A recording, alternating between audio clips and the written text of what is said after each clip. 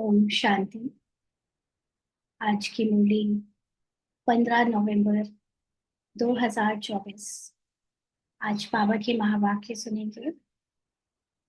बाबा ने कहा, मीठे बच्चे, हाँ जी बाबा, अपनी जांच करो कि कितना समय बाप की स्मृति रहती है, क्योंकि स्मृति में है ही फायदा और विस्मृति में है घाटा।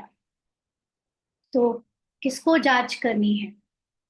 हम्म अभी रोल में डूबे हुए हम कैरेक्टर्स को, जिसे बाबा जगा रहा है, जो हद का मन है, उसको बाबा सिखा रहा है कि कैसे अपने सत्य को महसूस करो, अपने सत्य की तरफ लौटो, जिसके लिए बाबा को याद करना, अर्थात अपने को आत्मा समझकर अपनी सत्य पे टिककर बाबा की स्मृति, बाबा की महिमा को अपनी महिमा समझना। तो बाबा की स्मृति कितनी रहती है, ये हमें चेक करना है। और स्मृति में है ही फायदा, यानी कि जितनी बार हम आत्मा को अपनी अंदर उस स्थिति में टिकाएंगे, उतना ही हमारी ये जो सोल कॉन्शियस स्थिति है वो बढ़ती जाएगी, जिसको कहते हैं फायदा। क्योंकि हमारा फाइनली लक्ष्य क्या है? अपनी सोल कॉन्शियस स्थिति को निरंतर बना लेना, क्योंकि जो सोल मैं हूं ही, उसका शरीर में रहते हुए अनुभव कैसे होता है, कैसे आत्म अभिमानी स्थिति से पाठ बजाया जाता है, ये हमको अभी संगम युग में करके जाना है, अनुभव करके जाना है।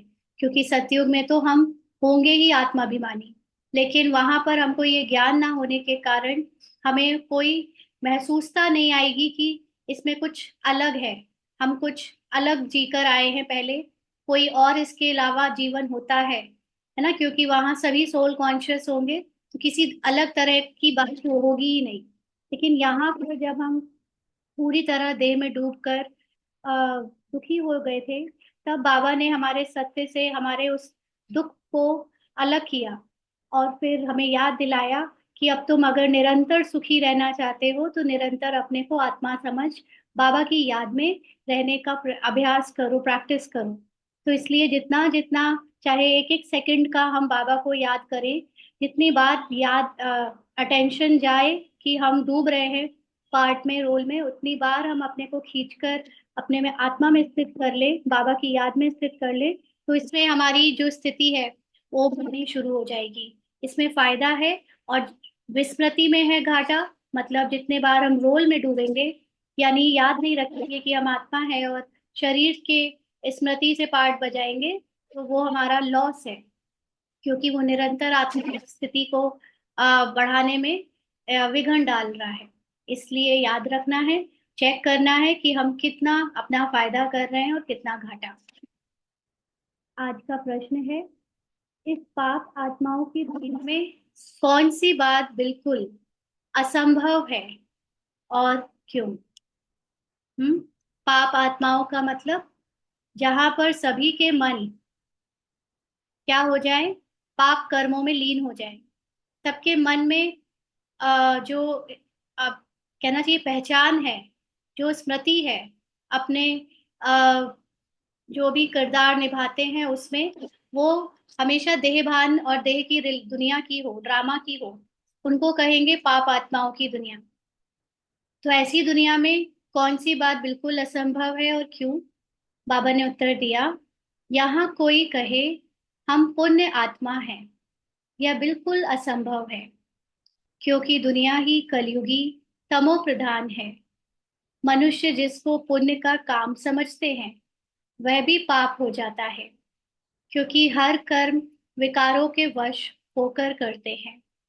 तो जितने भी लोग यहाँ पर मौजूद हैं आज कलयुग के एंड तक, उसमें हर एक मनुष्य जो कि भले ही संसारिक दृष्टि से वो बहुत ऊंचे काम कर रहा हो, चाहे वो कितना ही दान पुण्य क्यों ना करता हो, चाहे वो कितने भी लोगों की मदद क्यों ना करता हो, लेकिन उसको भी पुण्य आत्मा नहीं कहेंगे। क्यों? क्योंकि इस दुनिया में सब कुछ तमो प्रधान है, यानी कि उसका शरीर भी विकारों से पैदा हुआ है और उसके जो कर्म होते हैं वो भी आत्म अभिमानी स्थिति से नहीं होते, वो देह भान में होते हैं। कितना भी वो बड़ा से बड़ा एक्टर हो, अपने दान के बदले कुछ ना लेता हो, लेकिन उसको जो फीलिंग आती है वो यही आती है कि वो पर्टिकुलर आइडेंटिटी वो कर रहा है। उसको ये याद नहीं रहता कि वो करते समय अकर्ता है। वो उस कर्तापन में आ ही जाता है कि मैं, भले ही वो कहता है कि भगवान करा रहा है, ये तो भगवान देता है तो कराता है, लेकिन ऐसा हो ही नहीं सकता कि तो रिंचक मात्र उसके अंदर देह का भान ना हो। इसीलिए उसको पुण्य आत्मा नहीं कहेंगे। तो बाबा कहते हैं कि यहाँ पर कलयुग में मनुष्य जिसको पुण्य समझता है, आज हम लोग देखते हैं कि जो सोशल वर्क है ना, उसकी अब बहुत महिमा की जाती है। सभी सभी लोग अलग अलग तरह का सोशल वर्क करने में के बाद उसको समझते हैं कि हमने अपने खाते में बहुत कुछ जमा कर लिया। लेकिन बाबा कहते हैं कि वो भी कर्म विकारों के वश में होता है। विकार का मतलब ये नहीं है जरूरी कि वो किसी लालच से किया है या काम वासना से किया है, लेकिन अगर वो देह की आइडेंटिटी से किया है तो वो विकार है। और उसमें फल भी बनता है क्योंकि कर्ता बनकर करा जाता है। इसलिए वो कोई भी कर्म पुण्य कर्म नहीं कहा जाएगा और उस आत्मा को पुण्य आत्मा नहीं कहा जाएगा। ओम शांति। यह तो बच्चे समझते होंगे, हम अभी ब्रह्मा के बच्चे, ब्रह्मा कुमार कुमारियां हैं। फिर बाद में होते हैं देवी देवता। यह तो तुम ही समझते हो, दूसरा कोई नहीं समझते। इस समय हम ब्रह्मा के द्वारा जो ज्ञान भगवान ने दिया वो सुनकर दोनों तरफ के जीवन को देख रहे हैं। और फिर आने वाले समय पर हम पूरी तरह ट्रांसफर हो जाएंगे तो देवी देवता कहलाएंगे। यह तो तुम ही समझते हो, दूसरा कोई नहीं समझते। तुम जानते हो, हम ब्रह्मा कुमार कुमारियां बेहद की पढ़ाई पढ़ रहे हैं। तो बेहद की पढ़ाई का मतलब आत्मा की पढ़ाई, जिससे अपने को आत्मा का अनुभव कराया जाए, वो है बेहद की पढ़ाई। तो 84 जन्मों की पढ़ाई भी पढ़ते, सृष्टि चक्र की पढ़ाई भी पढ़ते। तो यहाँ पर आत्मा का अनुभव करने के लिए जो सबसे जरूरी चीज आ जाती है वो है सृष्टि चक्र, यानी 84 जन्मों की पढ़ाई। क्योंकि जब तक ड्रामा का ज्ञान ना हो तब तक हम किरदार से बाहर ना निकल पाए, है ना, तब तक आत्माभिमानी स्थिति बनाना मुश्किल है। इसलिए ये पढ़ाई सिर्फ बाबा आकर कराता है। फिर तुमको यह शिक्षा मिलती है कि पवित्र बनना है। माना ड्रामा को, या जो हम अभी तक जिसमें डूबे हुए हैं थे, उसको जब भगवान ज्ञान से ये बताता है कि ये सब तो खेल है, ये सच नहीं है, तो फिर बाबा के कहे अनुसार हम उससे अपनी रग निकाल पाते हैं। उससे जो भी हमारी अभी तक पहचाने थे वो निकल उससे निकल पाते हैं तो पवित्र बनते हैं। यहाँ बैठे तुम बच्चे बाप को याद तो जरूर करते हो, पावन बनने के लिए। अपने दिल से पूछो, सच सच हम बाप की याद में बैठे थे, क्या माया रावण बुद्धि को और तरफ ले गई। हम्म, बाबा की क्लासेस करते हैं, बाबा के घर में, चाहे मधुबन में, चाहे घर में बैठकर ऑनलाइन। हाँ, तो अपने आप से हमें पूछना है कि हम जब ये ज्ञान ले रहे होते हैं, बाबा को अपने सामने देखते हैं, तो हमारी पूरी तरह बुद्धि यही होती है या माया रावण यानी देह के भान की बातें, शरीर की किरदार की बातें, कहानी की बातें कहीं कहीं बुद्धि को भटका देती हैं। बाप ने कहा है मामेकम याद करो तो पाप कटे। यानी जब अपने को आत्मा समझो और अपनी हाईएस्ट कॉन्शियस स्थिति में रहो, स्मृति से बाबा को याद करो, तो ही तुम्हारे पाप कटे, माना देह भान मिटे। जब तक हम अपने को आत्मा नहीं समझेंगे, देह भान की बातें डिस्टर्ब करती रहेंगी। अब अपने से पूछना है, हम बाबा की याद में रहे या बुद्धि कहाँ चली गई। कहानी में तो नहीं चली गई, जो साकार शरीर की कहानी चल रही है उसकी कोई सीन याद आ गया, कोई बात याद आ गई। तो स्मृति रहनी चाहिए, कितना समय हम बाबा की याद में रहे, कितना समय हमारी बुद्धि कहाँ कहाँ गई, है ना। तो ये प्रॉब्लम नहीं है कि बुद्धि यहाँ वहां गई, वो तो जब जाती है तब हम रोक नहीं सकते। क्योंकि वो चली जाती है, पता भी नहीं चलता कहाँ चली गई। लेकिन मेन बात है कि जब जा रही है बुद्धि यहाँ वहां, तब क्या अटेंशन मैं रख पा रही हूँ कि मेरी बुद्धि कहीं और चली गई? क्योंकि ये अटेंशन ही नहीं रहेगा तो हम वहां से बुद्धि खींचकर वापस लाएंगे कैसे? कैसे ज्ञान से रमेंगे? है ना, कई बार तो कोई कोई बहुत अटेंशन रखता है कि मैं कहीं और कुछ अभी सोचने लगा तो मेरा 2 लाइन 3 लाइन का ज्ञान छूट गया, मूली आगे निकल गई और मैं पीछे रह गया क्योंकि कहीं और बुद्धि चली गई थी। वो अटेंशन रखना बहुत अच्छी बात है, क्योंकि जो ये अटेंशन रख पा रहा है माना वो अपने पुरुषार्थ में सीरियस है। और ये कोई प्रॉब्लम की बात नहीं है कि बुद्धि यहाँ वहां चली जाती है। लेकिन प्रॉब्लम तब है जब बुद्धि चली भी जाए और हमें पता भी नहीं चले कि कहाँ चली गई, और हम डूबे रहे उसमें। और जब लौट के आए तो हमें बुद्धि के यहाँ वहां जाने के बाद उसका एहसास ही ना हो कि हमने कितना मिस कर दिया, कितनी सारी ज्ञान की लाइंस पास हो चुकी है, निकल चुकी हैं, तो हमें उसका कोई आभास ही नहीं है। तब प्रॉब्लम है, क्योंकि फिर आप मतलब आप पुरुषार्थ में सीरियस हो नहीं हो ये पता चलता है ना। इसीलिए अपनी अवस्था को देखो, जितने टाइम बाप को याद करेंगे उससे ही पावर बनेगी। क्योंकि बाबा की एक एक लाइन में ज्ञान की इतनी गहराई है, अगर कोई भी लाइन मिस होती है तो शायद हो सकता था कि वो लाइन से हमारे कोई प्रश्न का उत्तर मिलना था, हो सकता था उससे हमारी स्थिति बननी थी, है ना। इसीलिए बाबा की एक एक लाइन मिस हो, इसका ध्यान रखने के लिए पूरा टेंशन रखना है कि हमारी बुद्धि यहाँ वहां ना जाए। तो बाबा कहते हैं कि जितना टाइम बाप को याद करेंगे, माना जितना टाइम अपनी आत्मा में स्थित रहेंगे, उतना ही पावन बनेंगे। जमा और ना का भी पोता मेल रखना है। ना मतलब लॉस, है ना, क्रेडिट और डेबिट। तो जमा मतलब कितना क्रेडिट हुआ, कितना जमा हुआ हमारी याद में, याद मतलब आत्मा की स्मृति में, और कितना देह भान की स्मृति में गए, वो है लॉस। तो वो है, दोनों का पोता मेल रखना है। जो भी व्यापार वाले होते हैं उन्हों की है हद की डायरी। अच्छा, यहाँ पर चाहे हम याद में रहे और चाहे हम याद में ना रहे, माना देहभान में रहे, दोनों ही चीज का अटेंशन कौन रखेगा?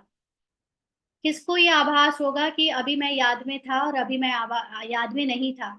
क्योंकि मन मन ही है जो याद में होता है और मन ही है जो भटक जाता है। लेकिन ये दोनों चीजों को नोट करने वाला, नोटिस करने वाला, साक्षी होकर देखने वाला, वो कौन है? आत्मा, राइट। तो आत्मा अगर ये देख पा रही है कि मेरा मन अभी आत्मा की स्मृति में था, और आत्मा ही अगर ये नोटिस कर पा रही है कि वो मन अभी शरीर के भान में डूब गया, तो ये नोटिस करना, ये अटेंशन करना दोनों में कमाई है। क्योंकि उस वक्त आत्मा साक्षी होकर देख देख रही है, माना वो फुल अटेंशन में है, और ये उसकी सोल कॉन्शियस स्थिति है है ना। इसीलिए दोनों का पोता मेल रखना है। नहीं तो क्या होगा कि सिर्फ हम ये तो लिख देते हैं कि हम कब कब बाबा की याद में बैठे, लेकिन जो हम ये चेक नहीं करते कि हम ड्रामा में डूबे उसको भी चेक करें। माना अभी तक हम साक्षी की स्थिति में नहीं आए। साक्षी की स्थिति वाला अपने मन के रिमेम्बरेंस को और जो देह भान की रिमेम्बरेंस, दोनों को देखेगा, और दोनों को देखते हुए वो याद रखेगा कि जब मैं डूबा तो भी मैं आत्मा यही था, और जब मैं आत्माभिमानी तो बन के बैठा था तो भी मैं यही था, मैं कहीं नहीं गया। तो ये है साक्षी दृष्टा की आत्माभिमानी सत्य में टिकने वाली स्थिति। तो बाबा कहते हैं कि आदत होगी तो याद भी रहेगा, लिखते रहेंगे। डायरी तो सबके पॉकेट में रहती ही है। जो भी व्यापार वाले होते हैं उन्हों की है हद की डायरी। उनके पास पहले तो बही खाता होता था, अभी तो सब कुछ कंप्यूटर में होने लगा है। तो बाबा कहते हैं तुम्हारी है बेहद की डायरी। अब हमारी डायरी क्या है? आत्मा, है ना। हम भले ही कागज और पेन लेकर हर समय नहीं रह सकते, आप बाथरूम में हो, आप किचन में हो, आप कहीं यहाँ वहां कहीं गए हो, तो डायरी और पेन हर समय नहीं हो सकता कि आप लिखो। लेकिन ये वाली डायरी हमेशा मौजूद होती है ना। जो आत्मा हमेशा साक्षीपन की स्थिति में होती है वो हर जगह मौजूद है। उसमें नोट होता जाएगा कि कब कब मैं देवान में गया, कब कब मैं आत्माभिमानी स्थिति में रहा। तो उस डायरी में जो नोट होगा वो अपने आप ही उसके चार्ट को अच्छा बनाता जाएगा। तो बाबा कहते हैं तुमको अपना चार्ट नोट करना है। बाप का फरमान है, धंधा आदि सब कुछ करो, परंतु कुछ समय निकाल मेरे को याद करो। ना किसी किसी को क्वेश्चन रहता है, डाउट रहता है, नौकरी करे नहीं करे, व्यापार में करे, बुद्धि लगाए या नहीं लगाए। बाबा कहते हैं कि जो भी करना है, चाहे व्यापार करो, चाहे नौकरी करो, चाहे घर के काम काज करो, लेकिन वो हाथों से करते रहो। यानी कि उसमें जो भी तुम्हारी स्किल है वो यूज होती रहे, बट बुद्धि को उसमें आसक्ति नहीं हो, उसकी हद की उसमें आकर्षण में ना फंसे, और बुद्धि बाबा को याद करती रहे। क्योंकि हम कौन है? कर्म योगी हैं, सहज योगी हैं। काम काज छोड़कर घर में बैठने वाले या जंगलों में जाने वाले योगी नहीं है। हमें संसार को दिखाना है कि हम सब कुछ करके भी आत्माभिमानी बन गए। हम अपने सारे काम काज करते हुए भी संसार में कहीं भी आसक्त नहीं हुए। तो ऐसे उदाहरण हमको क्रिएट करने हैं। बाबा कहते, अपने पोता मेल को देख। हाँ बिल्कुल, अपने पोता मेल को देख, फायदा बढ़ाते जाओ। हाँ, यानी जो आत्मा साक्षी की स्थिति में बैठी है, वो चेक करती जाए कि मेरा देह भान का पार्ट ज्यादा चल रहा है, आत्माभिमानी का पार्ट कम हो रहा है, तो उसको बढ़ाती जाए। घाटा ना डालो, है ना, देह भान को इग्नोर नहीं करो। यानी हम ड्रामा में ज्यादा डूब रहे हैं, उस बात को इग्नोर नहीं करो, उसको सुधारो। तुम्हारी युद्ध तो है ना, सेकंड में फायदा, सेकंड में घाटा। अभी अभी हम हो सकता है कि प्रेजेंट में नहीं जी रहे, तो जरूर हम पास्ट और फ्यूचर में चले गए, और जैसे ही हम पास्ट और फ्यूचर में गए, बुद्धि से हमारा घाटा हो गया, और प्रेजेंट में आ गए तो हमारा फायदा है, क्योंकि आत्मा सिर्फ प्रेजेंट में ही रहती है। आत्मा प्रेजेंट में ही अपने को अनुभव करती है, ना फ्यूचर और ना पास्ट। पास्ट और फ्यूचर में देह भान की बातें आती है, ड्रामा की बातें आती है। इसलिए हमें वो एक सेकंड बस जीना है। हर एक एक सेकंड अगर हम प्रेजेंट में जिए, तो हमारे सेकंड सेकंड जुड़ते जुड़ते कितना फायदा हो जाएगा। तो बाबा कहते हैं, झट मालूम पड़ता है कि हमने फायदा किया या घाटा। कैसे मालूम पड़ेगा? हमारी जो स्थिति बनी, उससे जो महसूसता आई अपनी शक्ति की, उससे पता पड़ता जाएगा। तुम व्यापारी हो ना, कोई विरला यह व्यापार करे। हम कौन सा व्यापार कर रहे हैं? हम्म? कौन सा व्यापार चल रहा है हमारा, जो कोई नहीं कर सकता? देह भान को छोड़ने का और आत्माभिमानी स्थिति को बनाने का। तो हम देह भान को बेचते हैं, मतलब अपने देना। व्यापार क्या होता है? कुछ बेचना और कुछ खरीदना, कुछ लेना, बदले में कमाई करना। तो कमाई है हमारी आत्मिक स्मृति, और लॉस है या बेचना है या जो छोड़ना है, वो है देह भान। तो इसलिए ये बाबा कहते हैं, स्मृति से है फायदा और विस्मृति से है घाटा। किस किस बात की स्मृति? कि मैं आत्मा हूँ। मैं आत्मा फायदा कराती है, और मैं रोल में कुछ समझूं अपने को, वो कराती है। तो बाबा कहते हैं, यह अपनी जांच करनी है। जिनको ऊंच पद पाना है, तो उनको तो ओना रहता है, माना अटेंशन रहता है, खबर रहती है कि देखें हम कितना समय विस्मृति में रहे। ना उनका ये अटेंशन बहुत रहता है कि कहाँ कहाँ मैं रोल में डूब रहा हूँ। रोल में डूबते हुए अपने आप को ध्यान रखते हैं वो। आत्मा साक्षी होकर देखती है, देखो ये अभी रोल में डूब रहा है। क्योंकि रोल में जब डूबने का समय आता है, तो वो हिसाब किताब वर्ष हम कई बार उससे निकल नहीं पाते, वो डूब ही जाते हैं। लेकिन ये हम रोल में डूब रहे हैं, ये देखने वाली आत्मा जागृत रहती है। वो देख सकती है कि ये अभी किरदार रोल में डूब गया। और जब वो आत्मिक स्मृति में है, तो भी वो ये देख सकती है कि मैं अब आत्मा के सत्य में स्थित हूँ। तो वो साक्षी होकर दोनों चीजें देख सकती है। हाँ, तो जो अच्छे पुरुषार्थी है उनको हमेशा रहता है। इसीलिए बाबा कहता है, अच्छे पुरुषार्थी अंतर्मुखी होते हैं। वो दूसरों को देखकर अपना समय बर्बाद नहीं करते। वो सिर्फ अपनी अवस्था और अपने कमाई में ही इंटरेस्टेड होते हैं। उनको ये रहता है कि मुझे बस किसी को नहीं देखना, मुझे ये देखना है कि मैं कितना आत्माभिमानी बनता जा रहा हूँ, मेरी कितनी कमाई हो रही। क्योंकि जैसे एक अच्छा व्यापारी होता है ना, आजकल तो कलयुग में तो ऐसे व्यापारी भी होते हैं कि कोई कोई व्यापारी दूसरों को देख देख के धंधा अपना बढ़ाता कम करता है। दूसरे ने रेट बढ़ाया तो हमने बढ़ा दिया, दूसरे का फायदा हो रहा है तो हमने कुछ ऐसा कर दिया कि उसका नुकसान होने लगे। वो अगर 5 रुपए में बेच रहा है तो मैं 4 रुपए में बेचने लगा। कोई कोई अपना व्यापार दूसरे को देखकर करता है, फायदा करता है अपना, लेकिन अंदर से वो शांति को फील नहीं करता।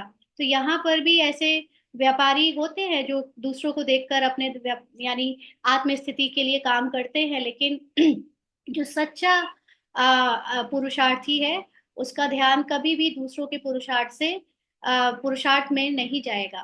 वो सिर्फ और सिर्फ अपने पुरुषार्थ को ही अटेंशन से करेगा।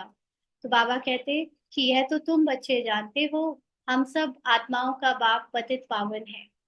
हम असुल आत्माएं हैं, अपने घर से यहाँ आए हैं। यह शरीर लेकर पाठ बजाते हैं। शरीर विनाशी है, आत्मा अविनाशी है। संस्कार भी आत्मा में रहते हैं। मन बुद्धि संस्कार तीनों फैकल्टी कहाँ है? आत्मा के अंदर है। बाबा पूछते हैं, हे आत्मा, याद करो, इस जन्म के छोटेपन में कोई उल्टा काम तो नहीं किया है? याद करो। तो कौन सा जन्म? जब से ब्राह्मण बने हैं, और जब हम ब्राह्मण की जो अवस्था होती है, यानी ज्ञान लेने की जो शुरुआत है बाबा का, उसके स्टार्टिंग से लेकर जब तक ज्ञान पूरी तरह समझ में नहीं आ रहा है, तब तक हमने कोई उल्टा काम तो नहीं किया। याद करो। उल्टा काम का मतलब देह भान में आकर कुछ कर गलतियां तो नहीं करी। बाबा कहते 3-4 वर्ष से लेकर याद तो रहती है। अच्छा, अभी यहाँ पर बात आ रही है, बाबा रोल से कह रहा है।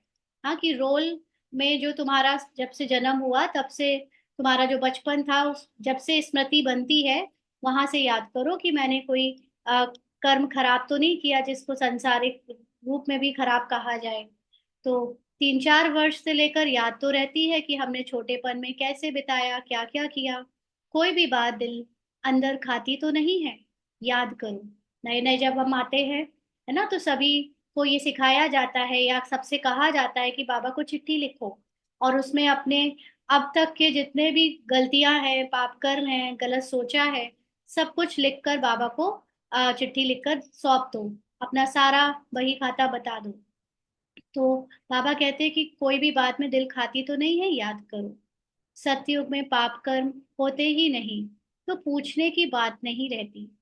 यहाँ पर तो हम भले ही हमारे द्वारा जो भी हुआ वो कैरेक्टर ने किया और ड्रामा अनुसार किया, लेकिन क्योंकि हम अपने को वो कैरेक्टर ही समझते हैं, तो हमें अपनी वो सारी चीजें बतानी होंगी बाबा को कि हमने क्या क्या किया।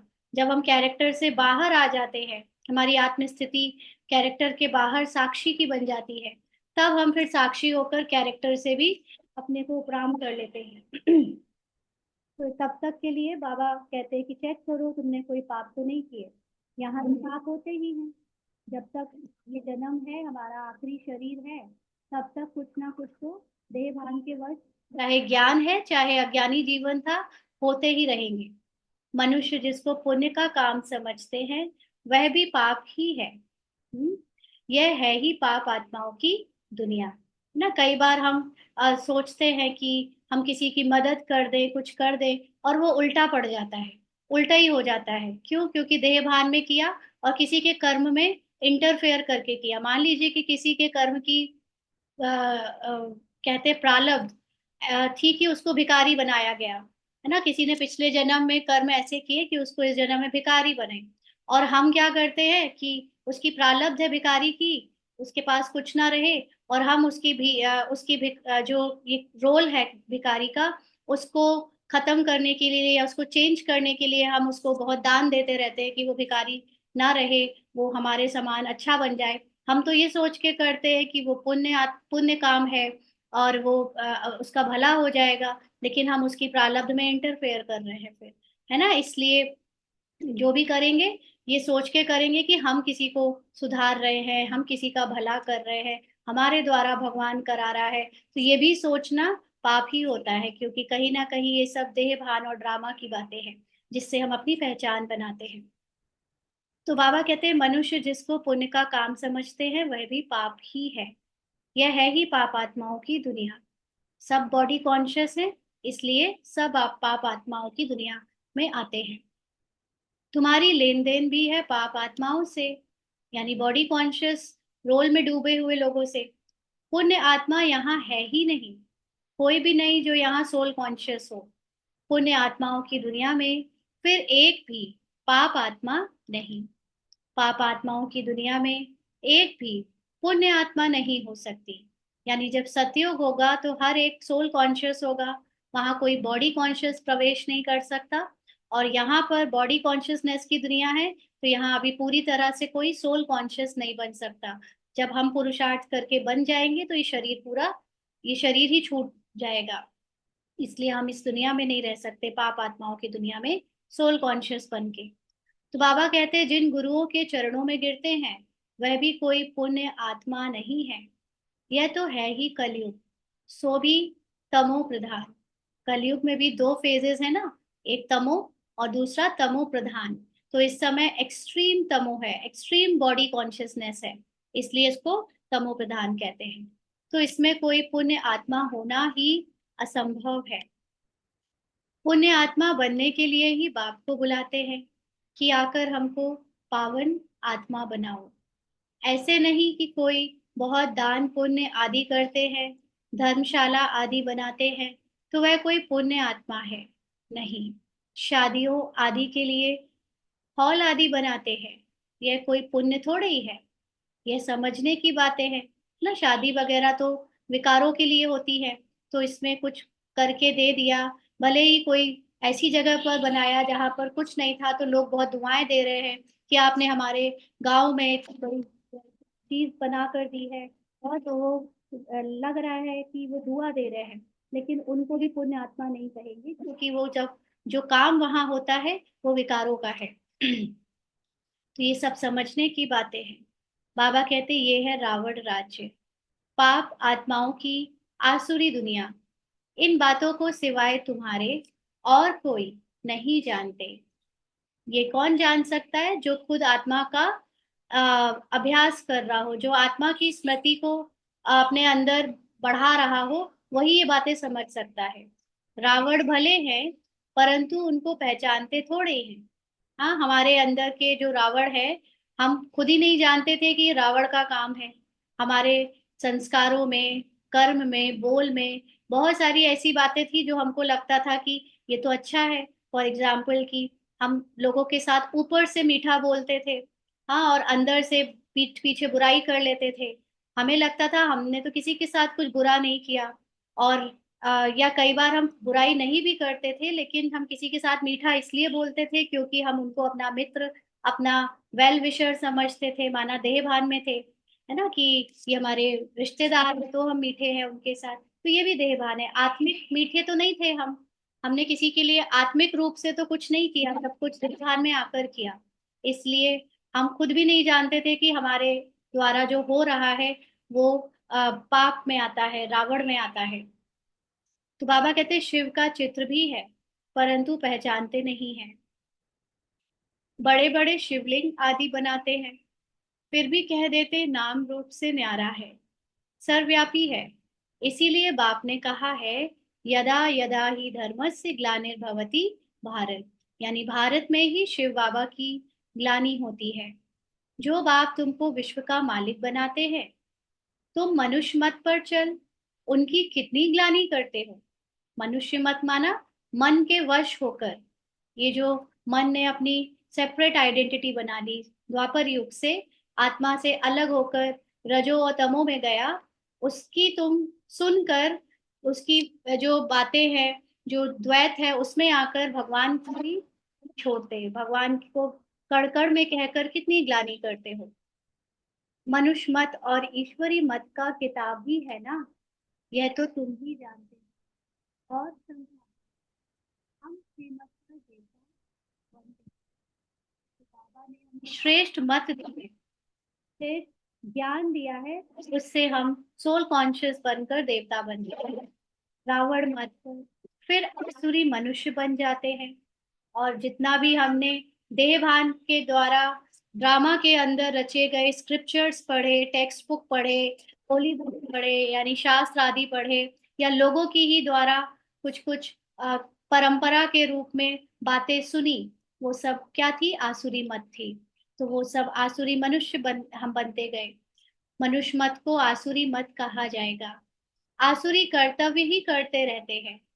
मूल बात, ईश्वर को सर्वव्यापी कह देते। कच्छ अवतार, मत्स्य अवतार, तो कितने आसुरी छी छी बन गए हैं। तुम्हारी आत्मा कच्छ मत्स्य अवतार नहीं लेती। हाँ, आत्मा को जानवरों में जाने की कोई जरूरत नहीं, ये तो कहानी बना दी इंटरेस्टिंग करने के लिए। जैसे हम लोगों ने बचपन में पंचतंत्र की कहानियां सुनी, उसमें जानवरों को ही आपस में बात करता हुआ, पेड़ के साथ बात करता हुआ दिखा दिया। लेकिन रियल में ऐसा होता थोड़ी ना है कि जानवर और पेड़ पौधे आपस में बात करते हैं। वो रियल है। ये तो इंटरेस्टिंग और इंटरटेनिंग बनाने के लिए ऐसी चीजें कर दी जाती है ना। तो बाबा कहते कि तुम कोई आत्मा कच्छ मच्छ अवतार थोड़ी ना लेती हो, मनुष्य तन में ही आती है। अभी तुम समझते हो हम कोई कच्छ मच्छ थोड़े ही बनते हैं, 84 लाख योनि थोड़े ही लेते हैं। यानी हर योनि, हर स्पीशीज में जाकर जन्म थोड़ी ना लेते हैं। अभी तुमको बाप की श्रीमत मिली है। बच्चे, तुम 84 जन्म लेते हो। क्यों नहीं ले सकते हम 84 योनियां, 84 लाख योनियां? क्योंकि हाँ, दूसरे जानवर के कैरेक्टर में, जितने भी जानवर हैं, उन सब के अंदर पढ़ाई का कोई भी रोल नहीं है, पढ़ने का कोई भी रोल नहीं है। और एक बार जब हमारी कॉन्शियसनेस नीचे चली जाती है, क्योंकि जितने भी जानवर हैं उन सबकी कॉन्शियसनेस ह्यूमन के कॉन्शियसनेस से लोअर में होती जाती है। और जानवरों में भी जैसे कैटेगरी होती है, कोई जानवर बहुत समझदार होता है, कोई जानवर बुद्धुओं में आता है ना। तो अगर हम किसी जानवर के शरीर में चले गए, माना हमने अपनी लोअर कॉन्शियसनेस की आइडेंटिटी में जब गए, तो बिना पढ़ाई के, बिना कोई हमें उस चीज की स्थिति से निकाले, हम हाई कॉन्शियसनेस में आ ही नहीं सकते। हमें कोई एक्सटर्नल पावर चाहिए जो हमें उस कॉन्शियसनेस से निकाले। और कोई भी जानवर को कोई पढ़ाता लिखाता तो है नहीं, उनकी बुद्धि में कुछ ज्ञान तो सुनाता नहीं कि वो उससे ऊपर आ जाए, बाहर आ जाए। तो केवल मनुष्य ही ऐसा है जो मनुष्य के लेवल में जब वो जानवरों जैसा बन जाता है, तो भी उसके पास ये ऑप्शन रहता है कि वो पढ़कर उस जानवर जैसी मानसिकता से ऊपर आ जाए। तो क्योंकि पढ़ाई मनुष्य ही कर सकता है, फिर वो चाहे कितना गिरा हुआ मनुष्य ही क्यों ना है, लेकिन वो पढ़कर, वो नॉलेज लेकर, अपनी सोच बदलकर अपनी कॉन्शियसनेस को शिफ्ट कर सकता है, ऊपर आ सकता है। और फिर वो बेहतर जीवन, बेहतर बन सकता है। तो इसलिए मनुष्य की आत्मा किसी और जानवर में जाकर हमेशा हमेशा के लिए अपना मनुष्य जीवन खो नहीं सकती ना। अपने उससे हम ऊपर ही रहेंगे, नीचे कभी नहीं जाएंगे। बाबा कहते हैं अब हाँ, वो अलग बात है कि मनुष्य ही जानवर की तरह मनुष्य शरीर में जीने लगा, पूरा विकारों में डूब कर हिंसक हो गया, और भी कई चीजें। तो बाबा कहते हैं अभी तुमको बाप की श्रीमत मिलती है। बच्चे, तुम 84 लाख, 84 जन्म लेते हो। 84 और 84 लाख का क्या परसेंटेज कहेंगे? झूठ तो पूरा झूठ, सच की रत्ती नहीं। इनका भी अर्थ समझना चाहिए। भारत का हाल देखो क्या है। भारत सचखंड था, जिसको हेवन ही कहा जाता था। आधा कल्प है राम राज्य, और आधा कल्प है रावण राज्य। माना आधा कल्प, 2500 वर्ष तक हम खुद को आत्मा समझ कर चलते रहे, और 2500 वर्ष हम भूल गए कि हम आत्मा है। रावण राज्य को आसुरी संप्रदाय कहेंगे। और जब हम खुद को भूल जाते हैं, अपना सत्य भूल जाते हैं, तो फिर हम जानवरों जैसे आसुरी संप्रदाय के हो जाते हैं। धीरे धीरे हमारी मानसिकता, हमारा बिलीफ सिस्टम, हमारी हरकतें सब गिर जाती हैं। कितना कड़ा अक्षर है। क्या है कड़ा अक्षर? आसुरी संप्रदाय। अभी तक हम सीरियल्स देखते थे, तो उसमें देवता और असुरों की लड़ाई देखते थे, तो असुरों के ऊपर हंसते थे कि देखो कैसे कोई भैंस बना है, किसी के सींग हैं, किसी के दांत निकले हैं, कितने अजीब अजीब लगते। अब तो बाबा ने कह दिया वो तुम ही तो हो। हाँ। तो अपने आप को उस बाबा ने कहा, भगवान ने कहा तो मान लिया, लेकिन कोई और कहता तो गुस्सा ही हो जाते है ना। तो बाबा कहते तुम्हारे अंदर जो चीजें हैं, बुराइयां हैं, वो वैसे ही तो है। वो अहंकार, वो लालच, वो अभिमान, सब कुछ। तो बाबा कहते आधा कल देवताओं को राज्य चलता है। बाप ने समझाया है, Lakshmi Narayan the first, the second, the third कहा जाता है। यानी जो 8 गद्दियां चलेंगी सतयुग में, उनके नाम के आगे the first, the second, the third, ऐसे होता रहेगा। जैसे एडवर्ड, जैसे ब्रिटिशर्स में होता है ना, राजा रानी वहां के होते थे, उनके नाम के आगे भी ऐसे ही लगा देते थे। जैसे एडवर्ड फर्स्ट सेकंड होता है, पहली पीढ़ी फिर दूसरी पीढ़ी ऐसे चलती है। तुम्हारा भी पहले होता है सूर्यवंशी राज्य, फिर चंद्रवंशी। बाप ने आपको का राज्य अच्छी रीति समझाया है। तुम्हारे शास्त्रों में ये बातें नहीं थी। कोई कोई शास्त्रों में थोड़ी लकीरें लगाई हुई हैं। वह परंतु उस समय जिन्होंने पुस्तक बनाए हैं उन्होंने कुछ समझा नहीं। माना कोई कोई श्लोक, कोई कोई या ऐसी चीजें उसमें लिखी हुई हैं जिसमें गहरे रहस्य छुपे हुए हैं। ऐसी ऐसी बातें जो बाबा हमें अभी बता रहा है वो शास्त्रों में कहीं कहीं अंडरलाइन है, लेकिन जिन्होंने उसको ट्रांसलेट किया, जिन्होंने उसको किताब में दिखाया, प्रिंट करवाया, उन्हें कुछ समझ नहीं थी कि उसका क्या मीनिंग है, क्या मतलब है। तो उन्होंने तो एज इट इज उसको जो समझ में आया उसको ट्रांसलेट करके समझा दिया। बाबा कहते बाबा भी जब बनारस गए थे उस समय यह दुनिया अच्छी नहीं लगती थी। यानी शिव बाबा का ज्ञान जब 100% उनके अंदर प्रवेश होना था या शिव बाबा की प्रवेशता होनी थी, उसके कुछ दिन पहले से ही बाबा के अंदर परिवर्तन आने शुरू हो गए थे। बाबा के मन में उथल पुथल शुरू हो गई थी, वैराग आना शुरू हो गया था। उनकी बुद्धि बार बार खिंची खिंची रहने लगी थी सांसारिक बातों से। तो ये सारी चीजों को वो नोटिस करते थे, तो बनारस चले गए और वहां पर दीवारों पर लकीर बैठकर लगाते थे, क्योंकि वो नॉलेज जो बाबा की है, जैसे आप सागर के पास जब जाते हो या कोई भी नदी, पानी की कोई भी ऐसे चीज के पास जब आप जाते हो तो दूर से ही उसकी थोड़ी थोड़ी सी ठंडक फील होने लगती है, उसकी जो ब्रीज है वो फील होने लगती है। तो शिव बाबा के प्रवेश करने का जब टाइम आने वाला था शिव ब्रह्मा बाबा के अंदर, तो उसके पहले से ही कुछ कुछ ज्ञान का और कुछ कुछ चीजें उनको टच होने लगी थी। लेकिन जो मन था उनके कैरेक्टर में, वो हद का मन होने के कारण वो चीजें समझता नहीं था, इसलिए वो बहुत कंफ्यूज रहते थे। और वो जब बनारस गए, एकांत में उन्होंने वास किया, तो भी वो कुछ कुछ करते थे, तो उन्हें समझ में नहीं आता था ये क्या हो रहा है। बाबा सोचते थे कि बस कोई है जो हमसे यह कराता है। विनाश देखा तो अंदर में खुशी भी थी, क्योंकि उनको पहले से ही वैराग आ गया था और फिर उन्होंने साक्षात्कार कर लिया विनाश का, तो उन्हें खुशी भी थी। रात को सोते थे तो भी जैसे उड़ते रहते थे, परंतु कुछ समझ में नहीं आता था। ऐसा ऐसी अवस्था का अनुभव उनको भी होगा जिनके अंदर, जिनको लगता है कि कोई दूसरी आत्मा प्रवेश करती है। क्योंकि जब हमारे, चाहे वो इविल सोल हो चाहे वो परमात्मा की सोल हो, अगर कोई कुछ बाहर से कुछ आपके अंदर प्रवेश कर रहा है तो ऐसे से फील होता है कि नींद नहीं आ रही है, उड़ा उड़ा लग रहा है, कुछ ज्ञान का चिंतन। अगर अच्छी सोल प्रवेश कर रही है तो उसकी वाइब्रेशंस आपको टच होंगी, तो इसलिए वो संकल्प चलेंगे। और कोई इविलनेस भी प्रवेश करती है तो उसकी हलचल प्रवेश कर जाती है पहले, और बेचैनी बढ़ जाती है। तो ये चीजें बाबा के अंदर, क्योंकि परम आत्मा, वो परम ज्ञान उनके अंदर प्रवेश करने वाला था, और वो हल्की हल्की सी ब्रीज उनके अंदर आने लगी थी। तो जब भी आप समझते हो कि जब हमारी बुद्धि बहुत चलती है, बहुत विचार आते हैं, तो उस समय नींद उड़ जाती है ना। आप कभी भी देखना, जिनको नींद नहीं आती है उनको उसका कारण है कि उनके विचार बहुत चलते हैं। तो बाबा के भी अंदर वो टचिंग थोड़ी थोड़ी सी आती थी, बाबा समझ नहीं पाता था क्या है, कंफ्यूजन में रात रात भर जागते रहते थे। लेकिन कुछ भी समझ में नहीं आता था, ऐसे ऐसे लकीरें खींचते रहते थे ना। कोई चीज जब समझ नहीं आती तो क्या करते हैं हम लोग, तो कुछ भी बनाते रहते हैं, खींचते रहते हैं। बाबा को लगता था कि कोई ताकत है जिसने प्रवेश किया है। हम वंडर खाते थे। हम लोगों ने एक दिन शाम शाम की मुरली में, शाम की क्लास में ये समझा था कि आत्मा एक्चुअली में क्या है। आत्मा इज लाइट। लाइट मीन्स ज्ञान, ज्ञान का प्रकाश।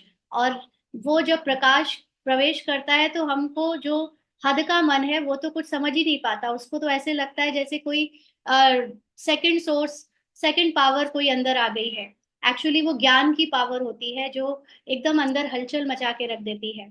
तो बाबा के अंदर भी वो जो ज्ञान हल्का हल्का आ रहा था, उसमें बाबा वंडर खाते थे कि पहले तो धंधा आदि करते थे, फिर क्या हुआ, कोई को देखते थे और झट ध्यान में चले जाते थे।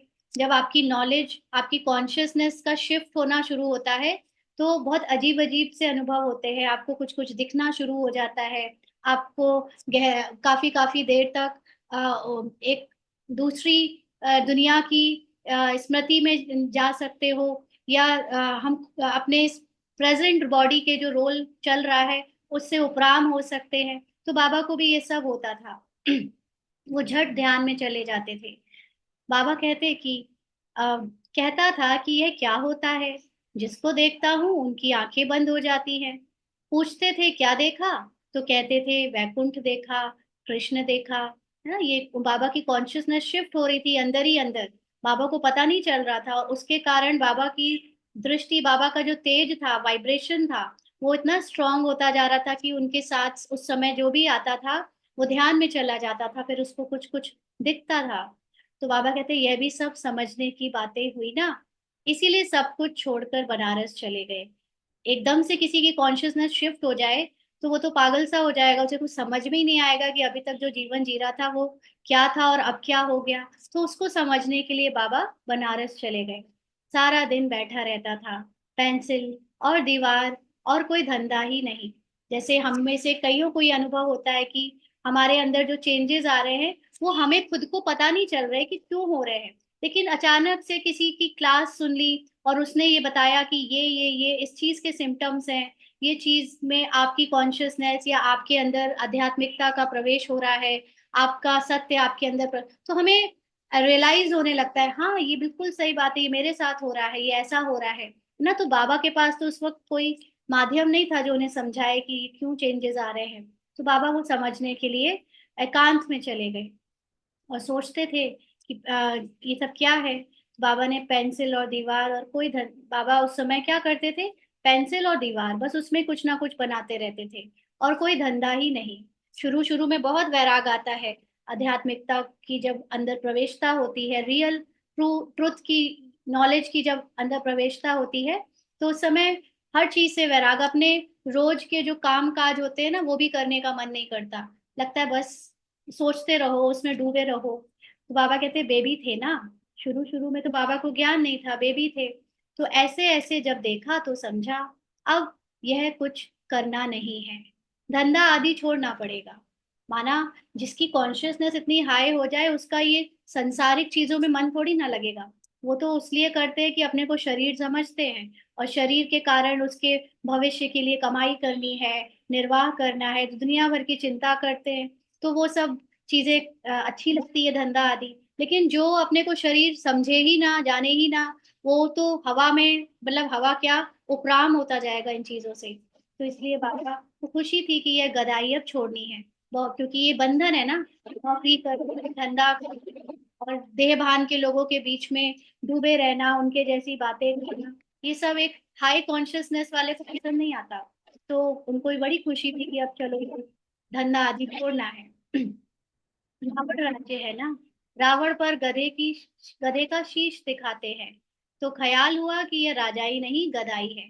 पहले तो अभी यहाँ पर जब तक हम बॉडी कॉन्शियस हैं तो हमको लगेगा कि मैं मल्टी मिलियनर हूँ, मैं बहुत करोड़पति हूँ, और बहुत खुशी होगी अपने यहाँ के धन दौलत सुविधाओं की। लेकिन जैसे जैसे आपके अंदर सत्य का ज्ञान पता चलेगा कि तुम जो कुछ कमा रहे हो, जो ये शरीर है वो तुम्हारा है ही नहीं, ये सब धोखा है, झूठ है, ड्रामा है, खेल है, तो क्या होगा कि वैराग आ जाएगा, अरे मैं इनके पीछे लगा हुआ हूँ, और जो सत्य मेरे साथ जाना है वो सत्य जानने का मुझे समय भी नहीं मिल रहा। तो उनको जब ये ज्ञान आया तो लगा अरे वो गधा बनती है कि हम ये काम काज के काम में फंसे रहे और अपने सत्य को ना जान पाए। तो बाबा को इसीलिए वो चीज याद आई, तो बाबा ने छोड़ दिया। गधा घड़ी घड़ी मिट्टी में लथेड़ कर धोबी के कपड़े सब खराब कर देता है।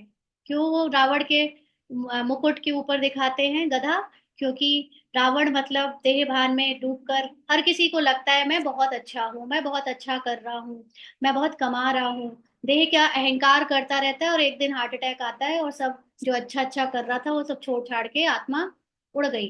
हाँ, तो ये इसको क्या कहेंगे, मूर्खता कहेंगे, कि हम जिस चीज के पीछे अहंकार कर रहे थे, जिसके पीछे हमने अपने सत्य को नहीं जाना, वो सब पीछे पीछे छूट गया, शरीर का भान सब पीछे छूट गया, और जो जानना चाहिए था, जिस अवस्था में टिकना चाहिए था, उसको जानने के लिए कभी समय नहीं निकाला, उसको तुच्छ समझा उस बात को, तो ये गधे की निशानी है। तो बाप भी कहते हैं, तुम क्या थे, अब तुम्हारी क्या अवस्था हो गई है। हम सब के लिए, हम सब पहले क्या थे, आत्म अभिमानी थे, आत्मा की स्मृति में रहते थे, और अब हमारी क्या अवस्था है। यह बाप ही बैठ समझाते हैं, और यह दादा भी समझाते हैं। दोनों का चलता रहता है अंडरलाइन। साकार मुरली में शिव बाबा भी ज्ञान देता है, और ब्रह्मा बाबा भी बीच बीच में ज्ञान देता है, क्योंकि ब्रह्मा बाबा की भी कॉन्शियसनेस पुरुषार्थी होने के कारण, शिव बाबा का सुप्रीम ज्ञान आने के कारण, कुछ जो बढ़ती जा रही है, एक्सपीरियंस बेस होती जा रही है, बाबा वो भी ज्ञान साथ साथ चल देता है, और शिव बाबा का हाईएस्ट ज्ञान भी साथ साथ मिलता है। इसीलिए मुरली में कोई बात बाद में चेंज हो जाती है, और वही कोई बात कंटिन्यू फर्स्ट दिन से आखिरी दिन तक सेम रही।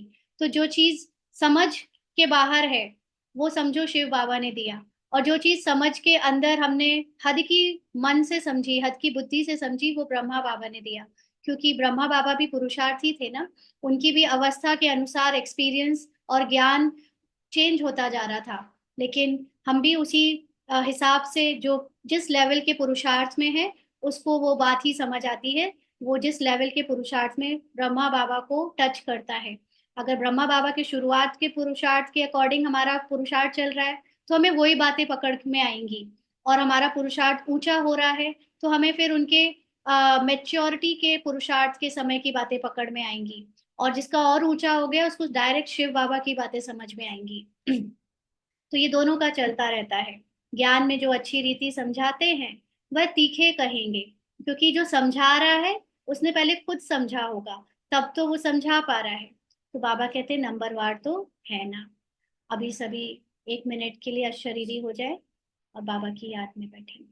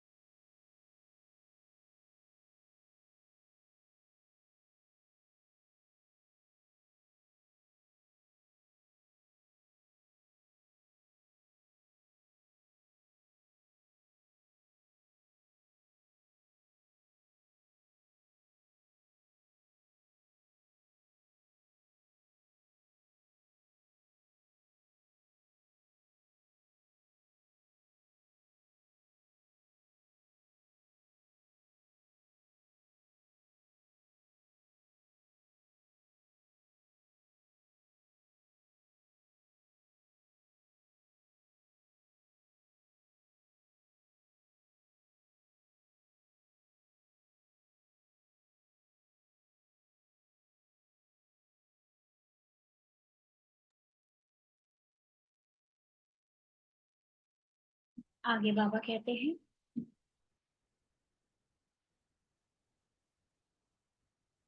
ज्ञान में जो अच्छी रीति समझाते हैं वह तीखे कहेंगे। नंबरवार तो है ना, तुम बच्चे भी समझाते हो। यह राजधानी स्थापन हो रही है, जरूर नंबरवार पद पाएंगे। किसके नंबरवार, आत्माभिमानी स्थिति से नंबरवार।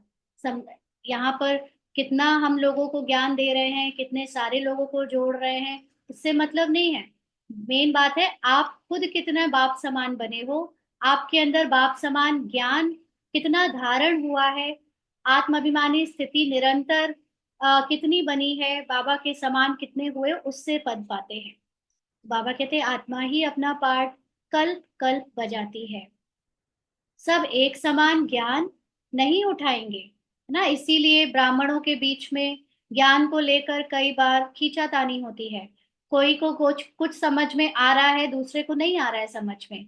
तो क्यों, क्योंकि सब एक समान ज्ञान नहीं उठा सकते, सबका अपने अपने पद के अनुसार उनको वैसी ही बुद्धि मिली है, और वो उतना ही समझ सकते हैं।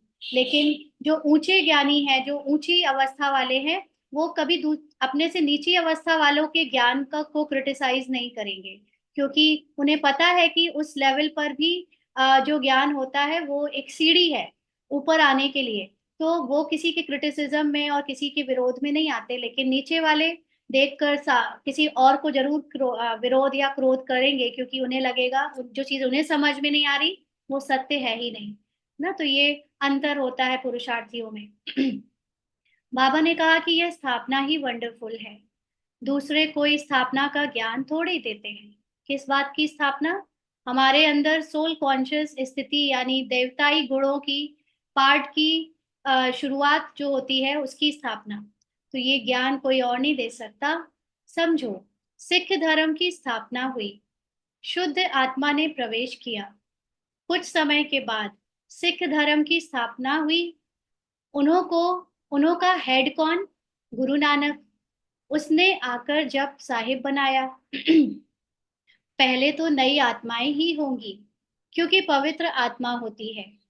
पवित्र को महान आत्मा कहते हैं।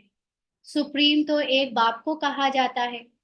वह भी धर्म स्थापना करते हैं तो महान कहेंगे, परंतु नंबरवार पीछे पीछे आते हैं। 500 वर्ष पहले एक आत्मा आई, आकर सिख धर्म स्थापन किया।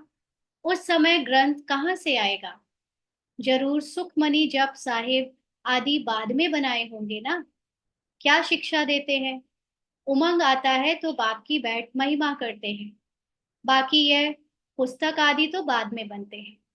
तो बाबा कहते कि कोई भी धर्म गुरु जब होते हैं, है ना, तो उनकी धर्म स्थापना के समय पर बाबा ने हमेशा कहा है कि चाहे वो जीसस क्राइस्ट है, चाहे वो गौतम बुद्ध है, चाहे वो गुरु नानक साहब है ना, उन सब के अंदर दूसरी आत्मा ने प्रवेश किया जो कि शुद्ध आत्मा थी। और फिर उनके द्वारा जो ज्ञान सुनाया गया जिसमें वो भगवान की ही महिमा करते थे, भगवान का परिचय देते थे, फिर उसको देते जब थे, उस समय वो ज्ञान नोट नहीं किया जाता था। उस समय तो प्रवचन जैसे सबको सुनाया जाता था, और जो जो उससे जुड़ते जाते थे वो उनके कम्युनिटी में आते जाते थे। फिर उनके चले जाने के बाद वो जो बातें जिन्होंने सीखी उसको नोट करके उनका होली बुक स्क्रिप्चर बनाया जाता है। तो जिस समय जो घटना घट रही होती है, अगर वो उसी समय नहीं लिखी जाए तो जब फ्यूचर में उसको लिखा जाता है, और वो भी लिखने वाला कोई दूसरा है जिसने देखा नहीं लेकिन सुना है दूसरों से, तो उसमें कितना सत्य रह जाएगा। तो इसीलिए वो होली बुक्स में, होली स्क्रिप्चर्स में सारी बातें सही नहीं होती, बट काफी कुछ जो सही होता है वो ग्रंथ बाद में लिखा जाता है। और जो दूसरी बात की जिसको बाबा कहता है कि आत्मा ने प्रवेश किया, शुद्ध आत्मा। और शुद्ध आत्मा का मतलब जिस ज्ञान को हम लोग इस समय उठा रहे हैं, ले रहे हैं, हमारे ही बीच में अभी जीसस क्राइस्ट की आत्मा ने भी ये ज्ञान लिया होगा। हमारे ही बीच में अभी गुरु नानक देव की आत्मा ने भी ये बाबा का ज्ञान लिया होगा, और बाकी के धर्म स्थापकों ने, यहाँ पर वो आत्माएं मौजूद होंगी बाबा के ज्ञान में। और उन आत्माओं ने जितना जितना ज्ञान उठाया होगा वो ज्ञान उनके अंदर लास्ट मतलब शरीर छोड़ते समय जितना स्टोर हो जाएगा, जितनी समझ स्टोर हो जाएगी, वही उनके अगले कल्प में जब उनके धर्म स्थापना का समय आएगा तो वो आत्माएं प्रवेश करेंगी, माना उनकी हाईएस्ट कॉन्शियसनेस जाग जाएगी। तो बाबा के समान हाईएस्ट कॉन्शियसनेस 100% है। लेकिन जो धर्म स्थापक आते हैं उनके अंदर जो दूसरी आत्मा प्रवेश करती है, यानी जो दूसरी वो हाईएस्ट कॉन्शियसनेस का परसेंटेज कम है। यानी वो बाप समान नॉलेज नहीं दे सकते। जीसस क्राइस्ट एग्जैक्टली भगवान की बातें नहीं बता सकते। इब्राहिम या कोई भी, गौतम बुद्ध या गुरु नानक जी एग्जैक्टली शिव बाबा की बातें नहीं बता सकते जो बाबा ने हमें अभी बताई। उनका कुछ कुछ परसेंटेज बकाया रह जाएगा। इसी के कारण मनुष्य बहुत सारे जो उनको सुनकर उस धर्म को बनाते हैं, वो उनके जैसे, भगवान के जैसे बन नहीं सकते, क्योंकि वो जस्ट नॉलेज है, उसमें शक्ति नहीं है। और बाबा जब आता है तो वो सुप्रीम होने के कारण, वो हाईएस्ट 100% नॉलेजफुल होने के कारण उनमें वो शक्ति भी होती है कि वो साधारण मनुष्य ही नहीं बल्कि बड़े बड़े धर्म स्थापकों के आत्माओं को भी फिर से प्योर कर सके।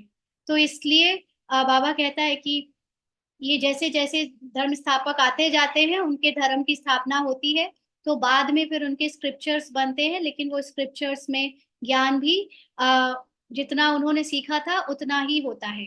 100% शिव बाबा जो ज्ञान देता है वो किसी स्क्रिप्चर में नहीं मिलता। इसलिए शिव बाबा का ज्ञान सारे स्क्रिप्चर, सारे होली बुक्स का सार है, समरी है, क्योंकि वो हाईएस्ट है और वो अपने जैसा हमको हाईएस्ट बनाते हैं। तो जब भक्त फिर बाबा कहते हैं कि बाकी ये पुस्तक आदि तो बाद में बनते हैं, जब बहुत हो, क्योंकि पढ़ने के लिए फिर जब वो रह नहीं जाते, सुनाने वाले, ज्ञान सुनाने वाले धर्म स्थापक रह नहीं जाते, तो फिर उनको किताबों में लिखकर बांटा जाता है सबको। तो उनकी जो पॉपुलेशन है उस धर्म के फॉलोअर्स की, वो बढ़ती जाती है और उनका फिर संसार में जो अलग अलग लीडरशिप है वो फैलती जाती है। तो बाबा कहते हैं सबके शास्त्र पीछे बने होंगे।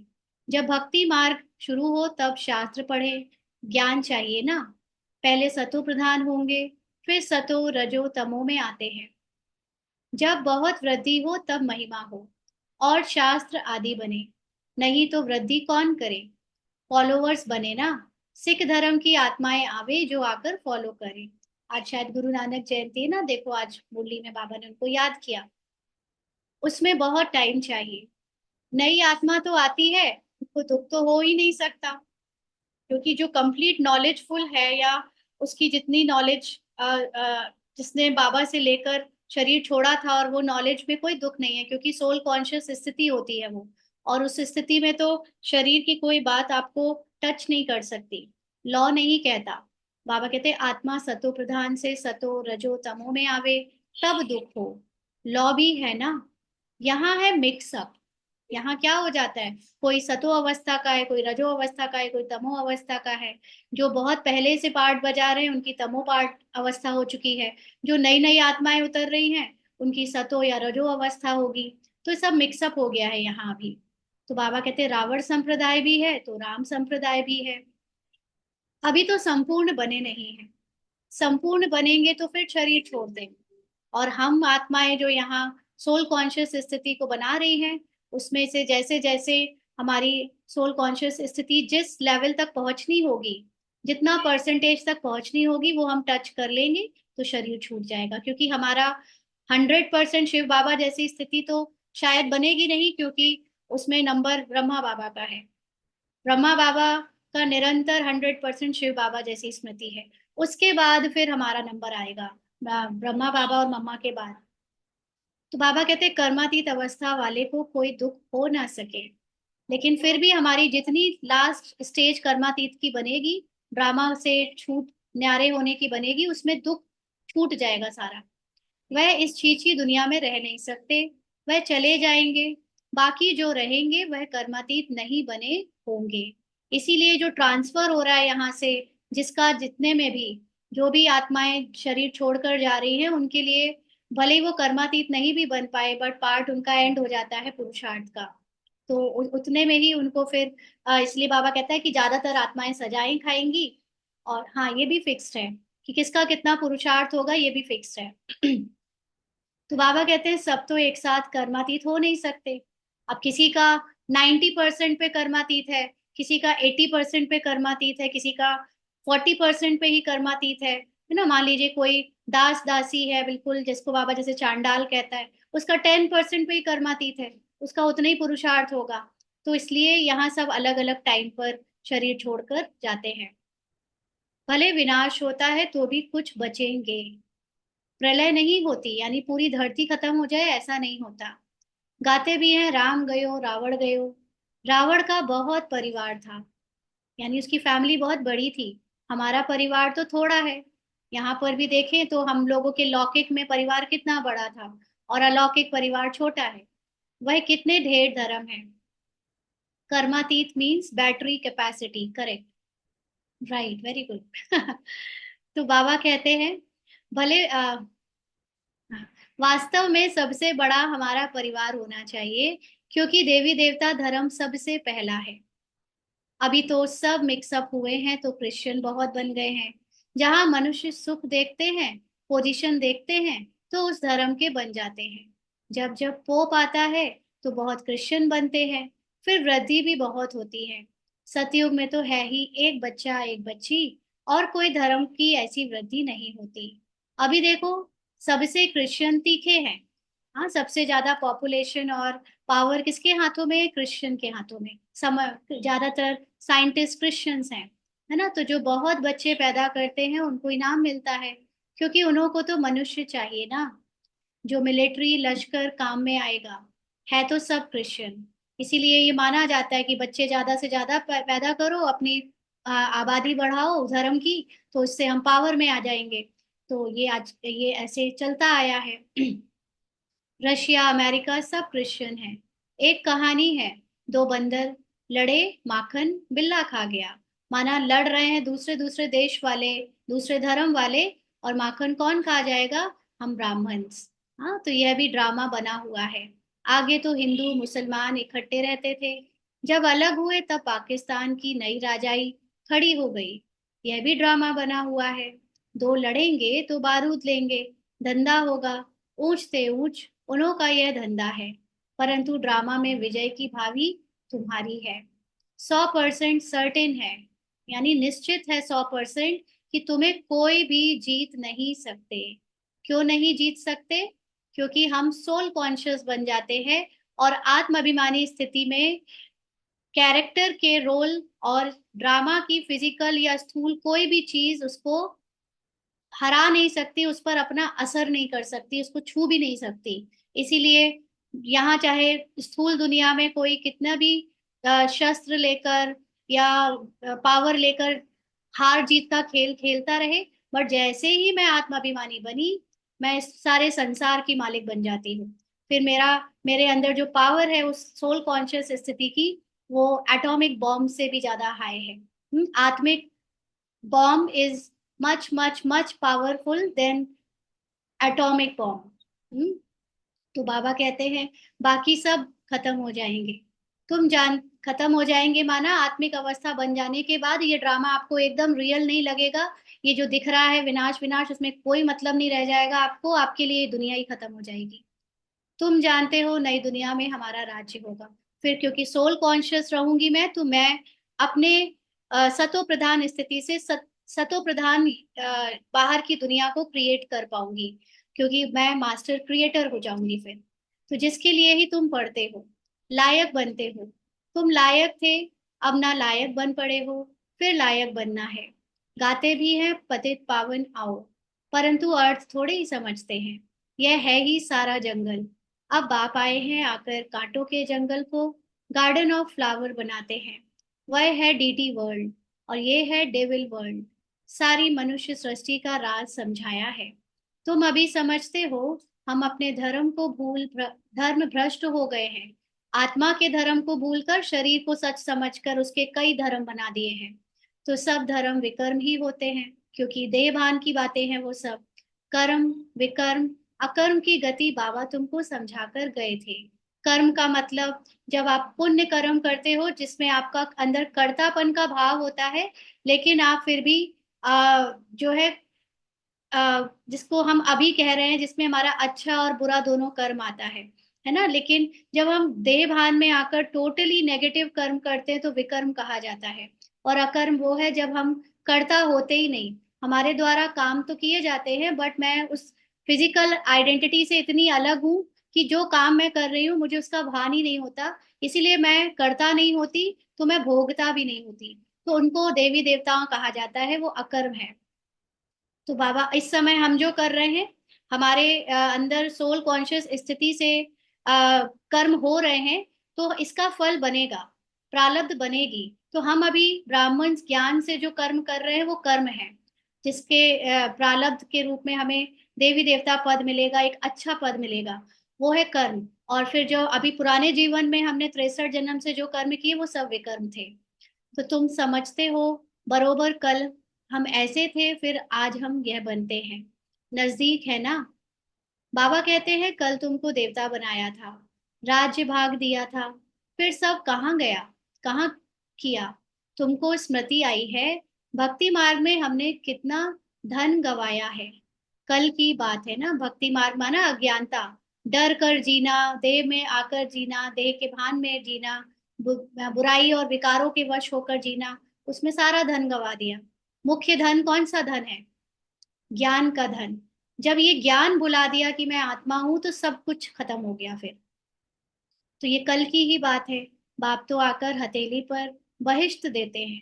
बाबा क्या दे रहा है हथेली में, और हमें ज्ञान दे रहा है, और उस ज्ञान में ही बहिष्ट समाया है। तो ये ज्ञान बुद्धि में रहना चाहिए। बाबा ने यह भी समझाया है कि यह आंखें कितना धोखा देती हैं। क्रिमिनल आई को ज्ञान से सिविल बनाना है। हम किसी के पार्ट को देखते हैं कि कितना गलत पार्ट प्ले कर रहा है, कितना गंदे काम कर रहा है, लेकिन ये आंखों ने धोखा दे दिया, क्योंकि वो पार्ट, वो रोल उसको मूवी में मिला है, ड्रामा में मिला है। उसके पीछे की जो आत्मा है, जो सत्य संपूर्ण है, संपन्न है, पवित्र है, उसको नहीं देखा। तो ज्ञान की आंख से जब हम किसी को नहीं देखते, तो उसको कहते हैं क्रिमिनल आई से देखना। और जब ज्ञान की आंख से देखते हैं, सबके सत्य में उनको देखते हैं, तो उसको कहते हैं सिविल बनना। अच्छा, मीठे मीठे सिकी लदे बच्चों प्रति माता पिता बाप दादा का याद प्यार और गुड मॉर्निंग। रूहानी बाप की रूहानी बच्चों को नमस्ते। हम रूहानी बच्चों की रूहानी बाप दादा को याद प्यार, गुड मॉर्निंग और नमस्ते बाबा। शुक्रिया, थैंक यू बाबा। धारणा के लिए मुख्य सार। पहला पॉइंट, अपनी बेहद की डायरी में चार्ट नोट करना है। बेहद की डायरी, आत्मा को साक्षी होकर ड्रामा से बाहर बैठकर ड्रामा के दोनों पार्ट को देखना है, जब वो भूल जाती है कि वो आत्मा है और जब वो याद रखती है कि वो आत्मा है। क्योंकि भूलना और याद रखना दोनों ड्रामा में हो रहा है, और आत्मा, जो आत्मा है ही, वो बाहर बैठी है। वो बाहर की स्थिति से देख रही है सबको, मतलब अपने अपने किरदारों को, कि उसके किरदार में कभी वो भूल जाती है, कभी वो याद रखती है। कितना भूल जाती है और कितना याद रखती है, दोनों चीजें आत्मा को साक्षी होकर नोट करना है, कि हमने याद में रहकर कितना फायदा बढ़ाया, घाटा तो नहीं पड़ा। याद के समय बुद्धि कहाँ कहाँ गई। और ये भी बहुत जरूरी है देखना, कि जब हम ड्रामा में डूबे, तो हम कहाँ कहाँ डूबे, मतलब कहाँ कहाँ हमारी ममता है, कहाँ कहाँ फंसे हुए हैं। ये नोट करने से हम ये समझ जाते हैं कि अभी हमको यहाँ से न्यारा होना है। तो इसलिए चार्ट रखना बहुत जरूरी है यहाँ पर। इस जन्म में छोटेपन से हमसे कौन कौन से उल्टे कर्म अथवा पाप हुए हैं, वह नोट करना है। हाँ, इस जन्म में अब जो ब्राह्मण की स्मृति से सुनेगा, तो उसके लिए है पुरानी जीवन, यानी जो अभी हमने नॉन बी के जीवन जिया था, उसमें छोटेपन से। और जो हद बेहद में स्थिति में सुनेगा, निराकारी स्थिति में सुनेगा, तो वो ब्राह्मण जीवन के छोटेपन से, यानी जब से मैं ज्ञान में आया हूँ, ये जाना है कि मैं आत्मा हूँ, उसके बाद से भी मैंने कितने बार अपने को शरीर समझकर उल्टे उल्टे कर्म किए, पाप किए, वो नोट करना है।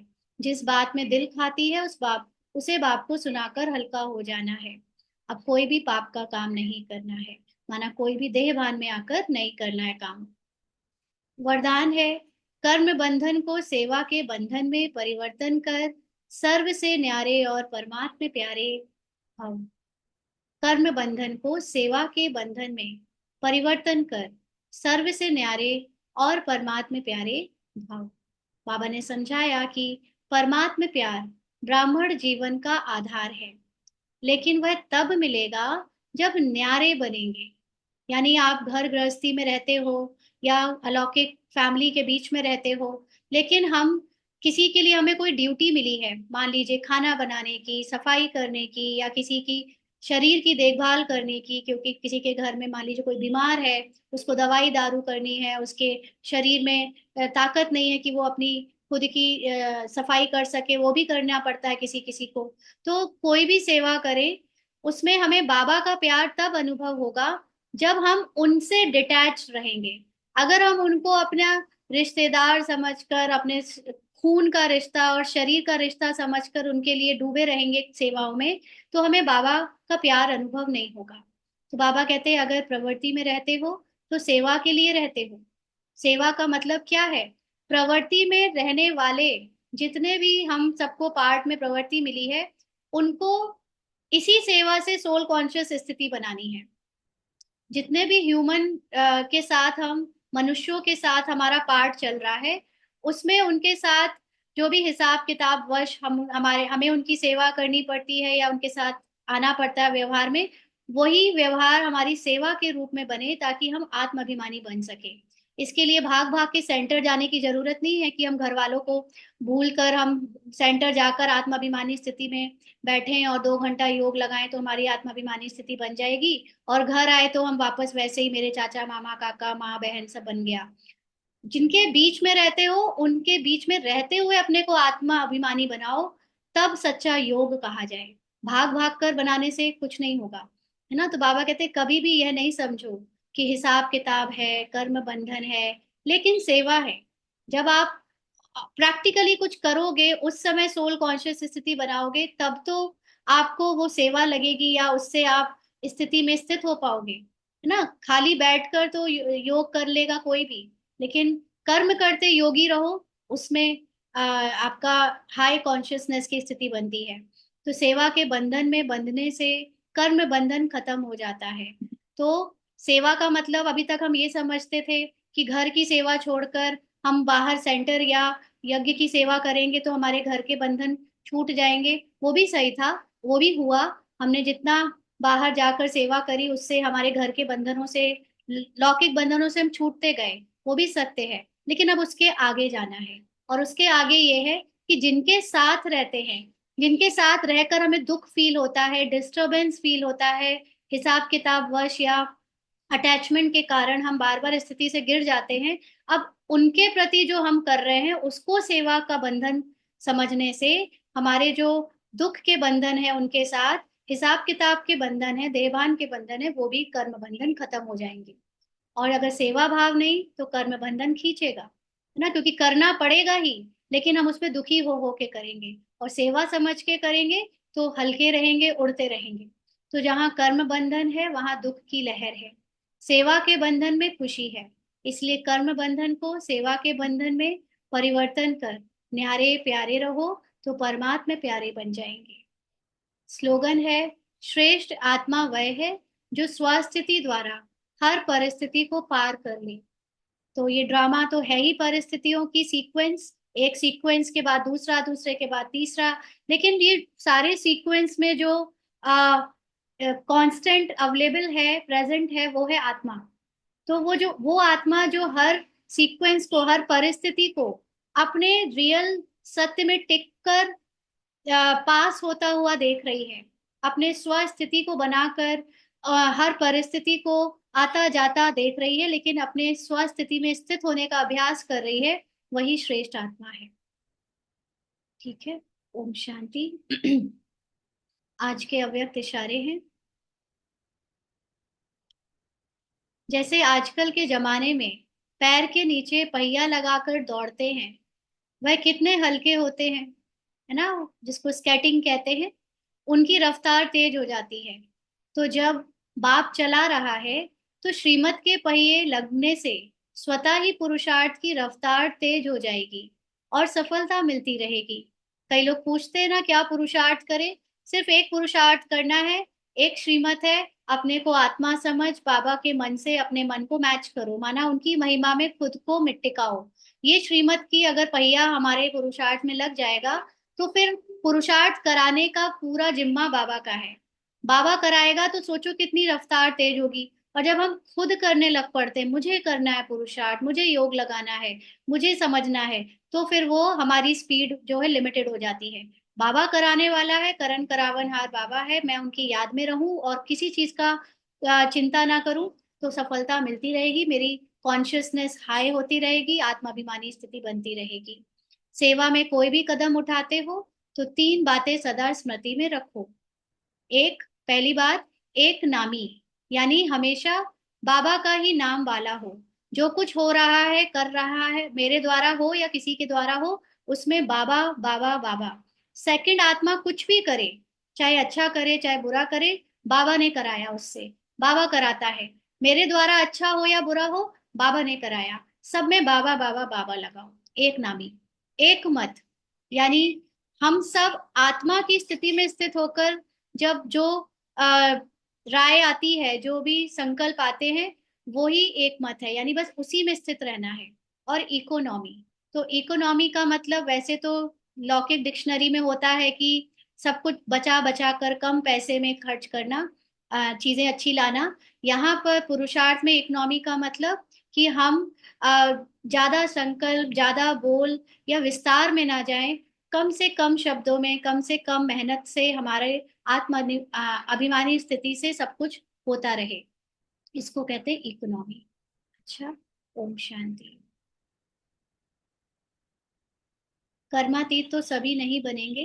कर्मातीत अपने पुरुषार्थ से सभी नहीं बनेंगे, लेकिन कर्मातीत सभी बनेंगे।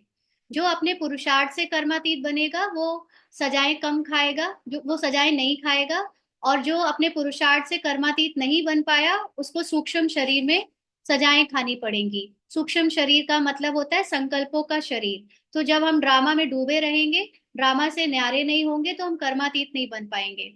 और कर्मातीत नहीं बन पाएंगे तो क्योंकि हम ड्रामा में डूबे हुए हैं, हमारे संकल्प ड्रामा अनुसार इन्फ्लुएंस्ड हैं, परेशान हैरान सब हो रहे हैं हम, तो वो सूक्ष्म शरीर में सजा खाना हो गया कि हमें हर चीज अब अपने मन में फील हो रही है, दुख मन में फील हो रहे हैं।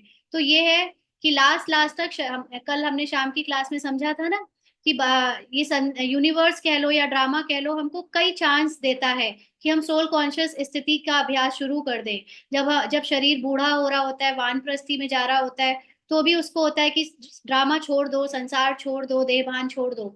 लेकिन हम नहीं छोड़ते। फिर धीरे धीरे हमें रिश्तों में, शरीर में व्याधियां आनी शुरू हो जाती हैं, जिसमें फिर से ड्रामा कहता है कि अभी इससे निकल जाओ, इनसे बाहर हो जाओ, अपने सत्य को जानो। वो भी हम तब भी नहीं जानते, तब भी हम उसमें डूबे रहते हैं। तो फिर फाइनली मृत्यु तो है ही। मृत्यु के बाद तो सब आत्मा बन जाएंगे, है ना। वो तो फिर फाइनली आपको ड्रामा हर हाल में छोड़ना ही पड़ेगा। तो इसलिए कर्मातीत सब बनेंगे, लेकिन जो अपनी पुरुषार्थ से बन जाएगा शरीर रहते हुए, उसको सजा नहीं खानी पड़ेगी, उसके सूक्ष्म संकल्पों में भी उसको दुख फील नहीं होगा। ठीक है। ओम शांति।